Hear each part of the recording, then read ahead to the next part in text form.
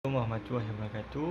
Nama saya Muhammad Syafiq bin Rozi, pekat matrik C190343. Hari ini saya akan membentangkan laporan akhir, iaitu metode kajian CWT 3103 S1 dalam tajuk kepentingan pemulaan dan pemeliharaan penjagaan objek warisan di Muzium Kota Kayang Perlis terhadap masyarakat di Malaysia. Pensyarah saya iaitu Dr. Nur Diana Abdul Jabbar.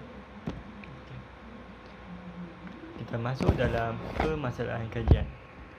Kepentingan pemeliharaan dan pemeliharaan merupakan masalah dan mewujudkan stigma dalam kalangan pentadbir dan juga masyarakat di mana mengukur kejayaan pembangunan sosio-ekonomi adalah berdasarkan pemodelan urbanisasi.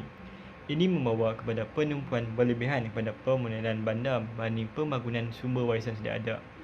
Permasalahan kajian menunjukkan objek warisan di Muzium Kota Kayang tidak dipelihara dengan baik. Penilaian ini turut disokong oleh warga ulasan di media yang menyatakan pemeliharaan dan penjagaan objek warisan secara keseluruhannya kurang penjagaannya. Penyelenggaraan adalah isu utama kerana selepas sesebuah objek warisan dipelihara atau diguna, maka pentadbir kawasan termasuk pengunjung merupakan kumpulan yang menentukan prestasi pemeliharaannya. Ini bererti kelemahan sukan masyarakat merupakan punca berlakunya pengabaian. Yang kedua adalah penyataan masalah. Kelemahan pemeliharaan dan pemeliharaan objek warisan di Muzium Kota Kayang turut berpunca daripada kegagalan memahami isu warisan secara holistik. Masyarakat setempat bekerja dan pengunjung akan berubah mengikut peredaran masa. Maka muzium perlu berubah bagi memenuhi keperluan perubahan tersebut. Turut menegaskan pemeliharaan menjadi penting sekiranya pelancong asalnya mengunjung ke kawasan tersebut. Namun begitu, pemahaman ke atas pelancong perlu dilakukan terlebih dahulu sebelum usaha pemeliharaan digerakkan. Telah menemui jawapan dalam kajian mereka dengan meletakkan penglibatan masyarakat adalah faktor utama mengatasi kelemahan pemeliharaan dan pengabaian objek warisan. Seterusnya adalah persoalan kajian. Yang pertama adalah, adakah penjagaan objek warisan di Muzium Kota Kayang Perlis dijaga dengan baik? Yang kedua adalah, bagaimana pihak muzium menjaga objek warisan demi mencapai kelangsungan hidup pada generasi akan datang? Yang ketiga adalah, bagaimana potensi Muzium Kota Kayang dalam pemeliharaan dan pemeliharaan objek warisan? Dan terakhir adalah, bagaimana kesedaran kepentingan objek warisan terhadap konteks pemeliharaan dan pemeliharaan? Seterusnya kita akan masuk dalam objektif kajian. Yang pertama adalah mengenai pasti proses penjagaan objek warisan yang dilaksanakan di kawasan muzium. Yang kedua adalah mengenai pasti bagaimana pihak muzium menghargai objek warisan untuk mengekalkan objek warisan kekal berterusan sehingga generasi seterusnya. Seterusnya adalah memupuk kesedaran masyarakat terhadap kepentingan penjagaan objek warisan.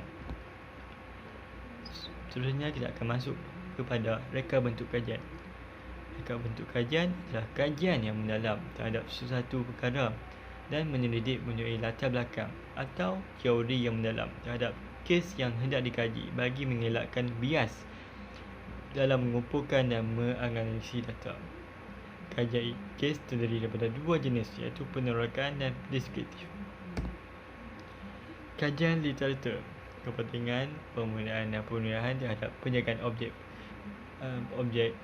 merupakan komponen utama yang berkaitan dan melengkapi antara satu sama lain bagi memastikan matlamat penjagaan tercapai. Muzium Kota Kayang ditubuhkan bertujuan bagi memelihara dan pemeliharaan penjagaan objek. Pelancongan diasaskan adalah bagi memaksimalkan kepuasan pelancong dan menjalankan ekonomi dan penduduk tanpa pula dilebatkan. Manfaat daripada pemeliharaan dan pelancongan yang diperkenalkan iaitu oleh Butler, Biot dan Nepal pada tahun 2000. Bagi mencapai matlamat komponen, sebanyak 7 interaksi ataupun keputusan telah dikenal pasti. Ini berdasarkan kepada matlamat interaksi komponen yang telah dijelaskan. Pada akhir sekali, kita masuk pada kesimpulan.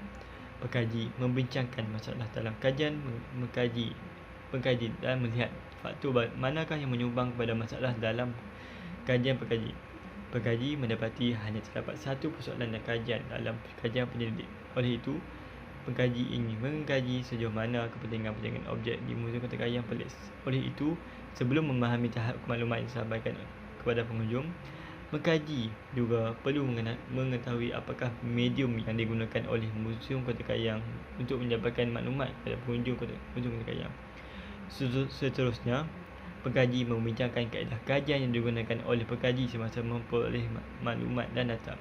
Untuk mendapatkan data dan maklumat yang sahih, pengkaji menggunakan dua kaedah.